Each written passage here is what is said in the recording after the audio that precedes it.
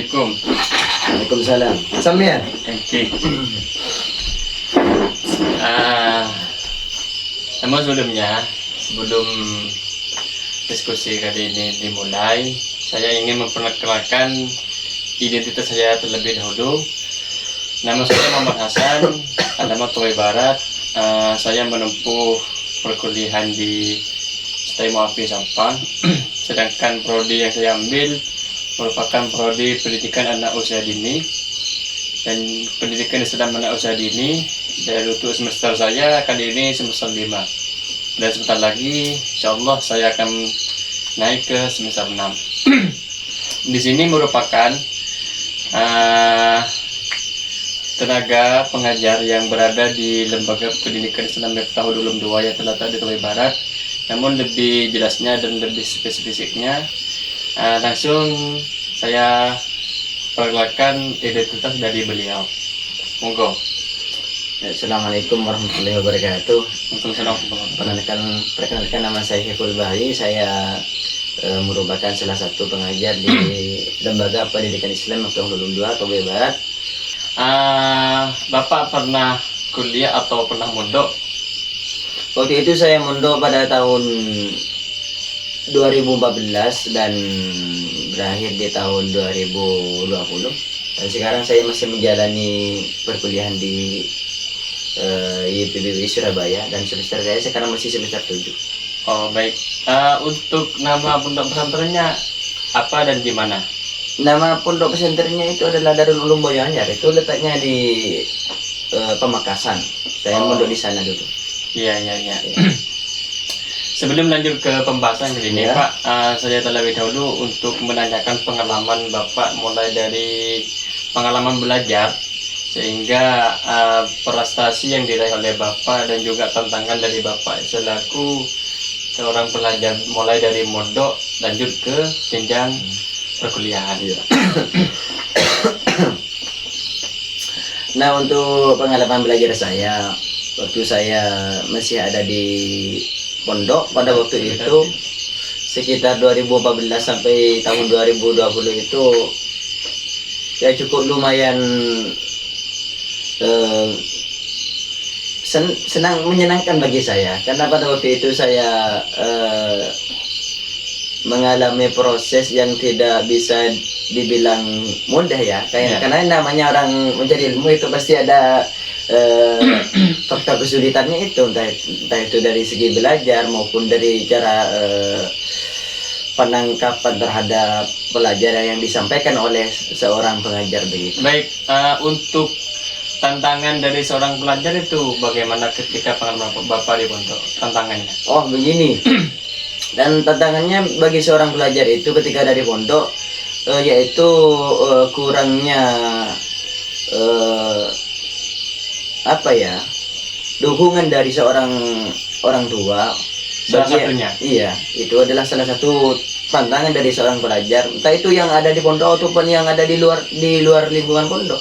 Itu sama-sama menjadi pantangan tersendiri bagi seorang pelajar ketika seorang orang tua itu kurang memberi dukungan terhadap anaknya begitu. Baik Bapak, sudah cukup kiranya untuk pengalamannya ya, meskipun tidak sempurna. Dan kali ini saya akan tertuju pada tujuan saya pada masuk kali ini. Ada beberapa pertanyaan dari saya sendiri. Di sini kan begini, suatu lembaga untuk meneruskan suatu lembaga dan mensukseskan lembaga, memajukan lembaga, tentunya ada cara dan juga faktor yang entah itu bisa mengembangkan ataupun yang tidak bisa memajukan lembaga. Maka dari itu Bapak sudah berpengalaman dalam mengajar dan juga menjadi tenaga pengajar di suatu lembaga. Nah, kali ini saya akan menanyakan bagaimana cara Bapak ataupun cara dari semua guru di suatu lembaga untuk memajukan suatu lembaga, entah itu dari segi pelajaran maupun dari fasilitas yang ada di lembaga. Oke. Nah, di sini untuk poin yang pertama yaitu cara untuk memajukan lembaga itu saya akan menyampaikan beberapa saja karena untuk lebih meminimalisir waktu.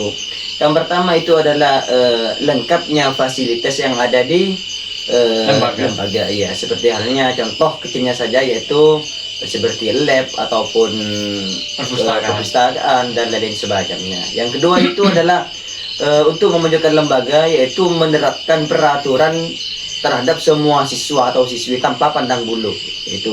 Terus yang ketiga itu terpenuhinya kompetensi guru yang bagus, itu sangat mendukung terhadap kemajuan lembaga. Iya. Ya. Yang pertama tadi fasilitas. Iya, fasilitas yang lengkap. Sedangkan yang kedua adalah menerapkan peraturan tanpa pandang bulu. Yang ketiga Bapak yaitu tersedianya kompetensi guru yang bagus atau yang mampu begitu. Oh, jadi saya tertarik dengan poin yang ketiga di sini. Ya.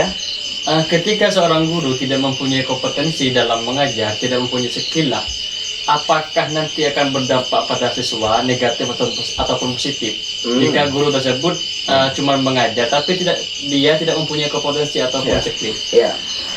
Nah, di sini sangat berpengaruh terhadap siswa, karena guru yang berpotensi tinggi itu sangat dibutuhkan dalam suatu lembaga, karena yang dinamakan dengan guru yang mempunyai effort yang tinggi ataupun potensi yang tinggi itu diantaranya adalah bisa dikatakan memiliki pengetahuan yang luas begitu, sehingga nanti penalarannya terhadap semua siswa dan siswi itu sangat mudah ya begitu, karena bisa menerapkan atau bisa menjalin suatu ilmu itu dengan caranya yang ia kuasai begitu. Baik. Di antara salah satu dari kompetensi tidak kalah pentingnya dari pengalaman. Iya. Kadang kan gini Bapak. Iya. Ada seorang guru yang memang mereka mempunyai kompetensi dan juga skill, tapi dia tidak mempunyai pengalaman. Iya. Dan akibatnya ketika mengajar terjun ke lapangan di dalam kelas, dia tidak tahu cara. Iya. Jika kenapa? Entah itu dari mental kurang kenapa dia belum pengalaman. Lah, menurut Bapak pengalaman dan juga skill ini lebih penting mana? Ataupun lebih dulu mana antara pengalaman dan skill? Ya, kalau menurut saya pribadi antara pengalaman dan skill itu keduanya sama-sama penting berkolaborasi. Ya, berkolaborasi itu bercampur, karena begini, teori tanpa skill, maksud saya teori tanpa adanya kepercayaan diri ataupun kurang pede itu tidak bisa. Sebaliknya, kalau hanya pede saja tapi dia tidak mempunyai teori ataupun tidak punya kompetensi, itu tidak bisa juga. Makanya di sisi lain, selain dia mempunyai kemampuan, dia harus mempunyai kepercayaan yang tinggi begitu. Baik, jadi kesimpulannya begini ya, cara untuk memajukan lembaga diantaranya yang pertama, guru harus mempunyai kompetensi ataupun skill yang tinggi dan juga pengalaman yang butuh. Itu salah satunya ya Pak. Oke, sudah cukup Bapak. Yang kedua di sini tidak kalah pentingnya, kan memang ada suatu lembaga yang memang di situ sudah maju, sudah mapan dari segi fasilitas maupun guru, tetapi pasti ada yang namanya faktor ataupun apa yang bisa menyebabkan lembaga tersebut tidak maju. Itu pasti ada. Nah, salah satunya Bapak, apa faktor dari satu lembaga sehingga lembaga tersebut tidak menjadi maju? Faktornya. Di sini diantaranya adalah faktor yang menjadi lembaga itu tidak maju, diantaranya adalah satu adalah tingginya angka siswa yang kurang minat dalam bidang belajar diantaranya, sehingga suatu saat lembaga tersebut bisa menjadi lembaga yang punah ataupun mati, tidak berkembang, tidak maju, karena satu persatu siswanya itu kurang minat dalam belajar sehingga mereka berhenti di tengah proses pembelajaran. Artinya gini Bapak, banyak murid, banyak siswa, tapi siswa tersebut kurang berminat dalam mempelajari satu materi. Dalam pengalaman saya, ketika banyaknya siswa, ketika di dalam suatu lembaga, memang di zaman sekarang itu murid agak kurang semangat dalam belajar. Betul saja, betul. Lah itu agar masa tersebut bisa terpecah dan ada solusinya. Apa solusi dari Bapak untuk mengatasi dari seorang murid sehingga mereka malas untuk belajar? Salah satu contoh mungkin. Salah satu contoh untuk mengatasi hal tersebut diantaranya kita harus belajar mungkin di outdoor ataupun di luar, karena belajar itu tidak harus di dalam kelas terus, karena mungkin murid-murid itu bosan ada di dalam kelas, iya jenuh. Mungkin kita itu menyediakan tempat di luar untuk proses belajar mengajar. Mungkin Bapak, selain guru mempersiapkan atau memfasilitasi di dalam kelas, mungkin guru tersebut mengkreativitaskan, entah itu segi pelajarannya yang bersifat outdoor di kata Bapak tadi, bermain ataupun ada hiburan, ada praktek, biar apa murid tidak jenuh. Murid tidak jenuh dalam mempelajari suatu pembelajaran. Dan saya rasa hal itu akan sangat efektif dalam mempertahankan dari adanya murid yang sangat banyak di dalam suatu lembaga. Dan jadi salah satu faktor untuk faktor dari setiap majunya lembaga dari murid tidak semangat. Memang kebanyakan di zaman sekarang Bapak bukan cuma di satu lembaga, tetapi ada beberapa lembaga yang memang murid kurang semangat dalam belajar. Dan salah satu permasalahan kenapa mereka tidak bisa semangat dikarenakan ada yang ini. Ada HP yang mana HP tersebut akan merusak pada perkembangan anak. Karena di dalam HP terdapat banyak permainan ataupun media sosial yang mungkin anak tersebut bisa terhibur yang adanya HP sehingga mereka lupa dalam pembelajaran. Betul sekali. Oke, saya rasa itu sudah cukup bagi teman-teman yang ingin mengantisipasi ataupun mempunyai adik, anak dan kerabat, biar anak tersebut tidak terlontar, tidak cuma fokus pada HP. Alangkah lebih baiknya HP tersebut tidak terlalu terlontar pada anak. Kenapa? Hal itu akan menyebabkan dampak negatif pada perkembangan anak dalam belajar. Yang terakhir Bapak, tantangan untuk memajukan lembaga. Tadi cara untuk memajukan lembaga, terus faktor tidak majunya lembaga. Yang terakhir ini sangat seru kayaknya ketika kita membahas tantangan untuk memajukan lembaga itu sangat banyak Bapak. Di antaranya kadang murid semangat, guru tidak semangat. Sebaliknya guru semangat, murid tidak semangat. Dan tidak cuma itu saja, kadang ada beberapa kalau bahasa Maduranya cobaan cobaan mungkin dari ada kemarin kasus di Pamekasan suatu pondok itu terbakar. Dan itu kan menjadi hambatan bagi perkembangan ataupun majunya suatu lembaga. Mungkin dari Bapak sedikit menjelaskan atau memberikan tips dari tantangan untuk memajukan lembaga di sini.